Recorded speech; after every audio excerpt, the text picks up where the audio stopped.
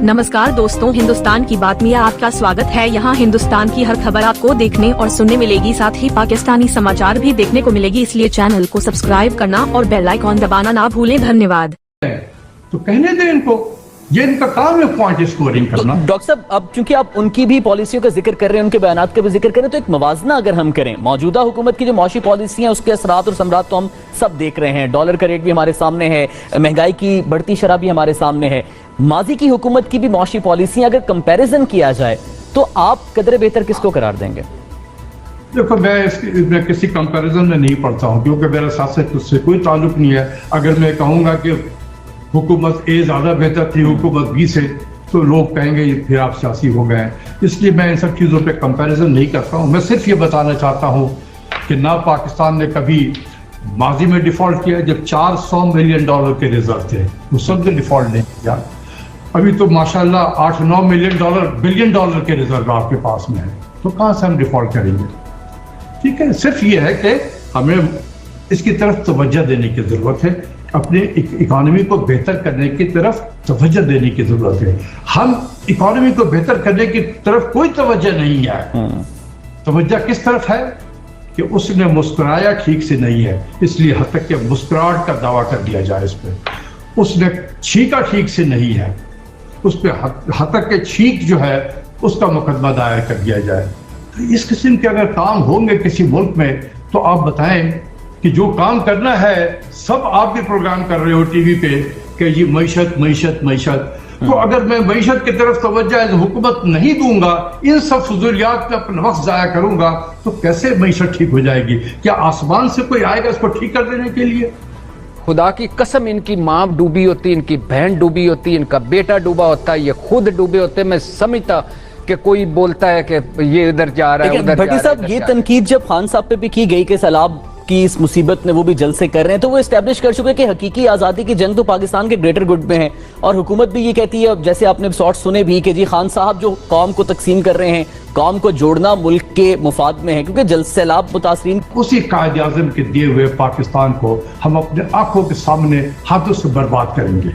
इसके अलावा और कोई इसका रिजल्ट नहीं है। इस वक्त किसी इस्लामाबाद पे भारत की हुकूमत है कि या हमें धूप मार देगी या हमें भूख मार देगी, कि सैलाबी तबाही अवाम के गुनाह का नतीजा। और हमारा सबसे बड़ा गुनाह, आफत इतनी बड़ी आई है, इतनी बड़ी आफत आई है, अगर हमने तवज्जो नहीं दी तो चंद 100 नहीं, चंद 1000 नहीं, हम करोड़ों लोगों को उठाएंगे उनके जनाजे। हमें सोचना होगा, ये जो नक्शा बार बार टीवी पे आ रहा है दहला देने के लिए काफी है। ये झील नहीं था सिंध, यहाँ गांव थे, यहाँ देहात थे, यहाँ लोगों की बस्तियां थी, लोगों के कारों, सब ले गया पानी। मुझे कल किसी ने पूछा कि हमारे मुल्क ने तो बड़ी तरक्की की है, तो मैं रात सारी सोचता रहा कि वाकई हमने तरक्की की है। एक मुल्क था, हमने 2 बना दिए, तरक्की हुई ना। और एक कायदे आज़म था, अब हर जमात के पास एक कायदे आज़म है, तरक्की हुई ना। हम 4 करोड़ से चले थे, 24 करोड़ पे पहुंच गए, तरक्की हुई। पाकिस्तान बना, डॉलर $3.5 का था, आज कितना है? 240 में डॉलर नहीं मिल रहा, तरक्की हुई। और 11 साल बाद पाकिस्तान बनने के बाद पहली मरतबा IMF के बाद गए, अब हम 22 मरतबा जा चुके हैं, तरक्की हुई कि नहीं हुई? और पहली कबीना 8 वजीरों की थी, आज 70 है वजीर मुशीर, तरक्की हुई कि नहीं? और कर्जा 0 था, आज हमने कोई मुल्क नहीं छोड़ा जिससे कर्जा लिया।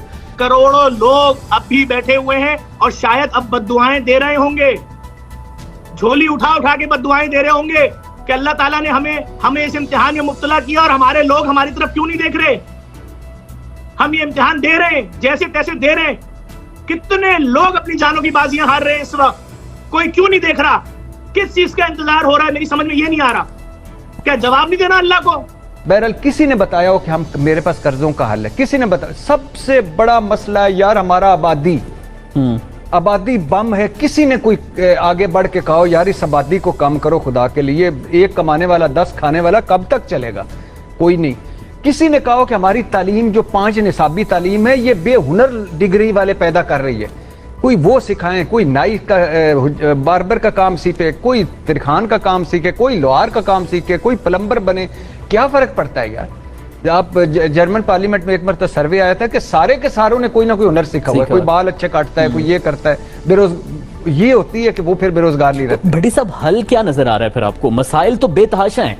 पाकिस्तान में जो आज माशी सूरत हाल है, इसका बहुत गहरा लिंक है सियासी अदम इस्तेहकाम से, जो इस मुल्क में बड़े एक्सट्रीम और बड़े पैमाने पे जो सियासी अदम इस्तेहकाम है, ये उसकी वजह से हो रहा है।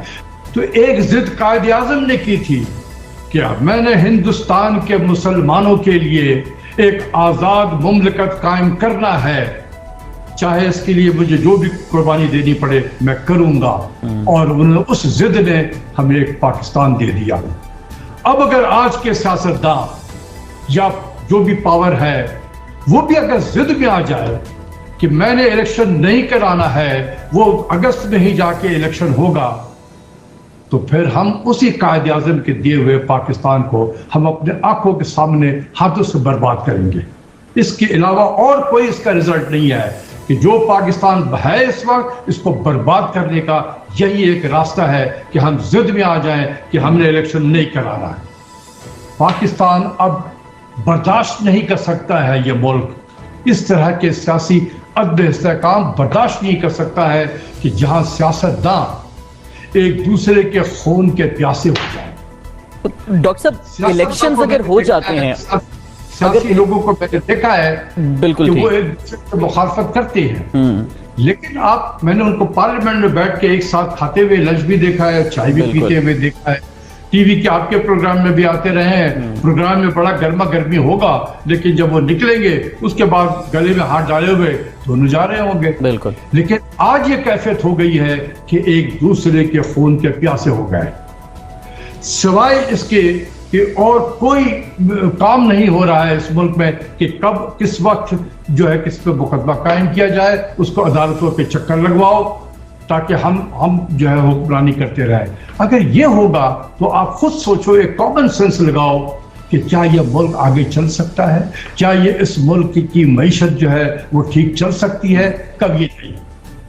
अगर कोई जिद में आके इस मुल्क को बर्बाद पहले कर चुके हैं हम किया नहीं है, हम कर चुके हैं बर्बाद। मैं ये कहता हूं जो बच गया है खुदा के वास्ते इसको तो बचा लो, तो ये रहेगा तो तुम सियासत करोगे। अगर कोई मुआवजा हो जाता है और ये फरियाद सुनी जाती है और जिद खत्म करके इंतखाबात की हामी भर ली जाती है, इंतखाबात भी हो जाते हैं, फिर आप समझते हैं कि माशी मामलात कंट्रोल में आ जाएंगे, डॉलर भी कंट्रोल में आ जाएगा, महंगाई भी कंट्रोल की जा सकेगी? देखो, मैं तो ये कह रहा हूं कि ये जो महंगाई है या डॉलर का नीचे जाना है, ये सिर्फ इसलिए हो रहा है कि हुकूमत जिसको जो काम करना है वो काम नहीं कर रही है, जो हुकूमत को नहीं करना चाहिए वो वही काम कर रही है। तो जब इलेक्शन के बाद जो भी पार्टी आ जाती है, एक्स वाई जेड जो भी आ जाए, आप उसके हवाले करें, कम उसके पास एक लेजिटिमेसी होगी कि मुझे 5 साल के लिए अवाम ने इलेक्ट किया है, अब ये मेरी जिम्मेदारी है कि पाकिस्तान की मैशत को कैसे बेहतर किया जाए। तो जो ये स्टेट ऑफ अनसर्टेनिटी है, ये इसके बादल छट जाएंगे। पाकिस्तान को डिफॉल्ट से नहीं निकाला है, ये सियासी बयानात होते हैं, पॉइंट स्कोरिंग होती है, ठीक है ना। पाकिस्तान ने कभी माजी में डिफॉल्ट किया, ना वो कल करने वाला था, ना वो आज कर रहा है, और ना इंशाअल्लाह अगले हफ्ते में, 2 महीने में, 2 महीने में, 1 साल में करेगा ये डिफॉल्ट। तो ये सियासी बयानात हैं, इस पर ज़्यादा तवज्जो ना दें।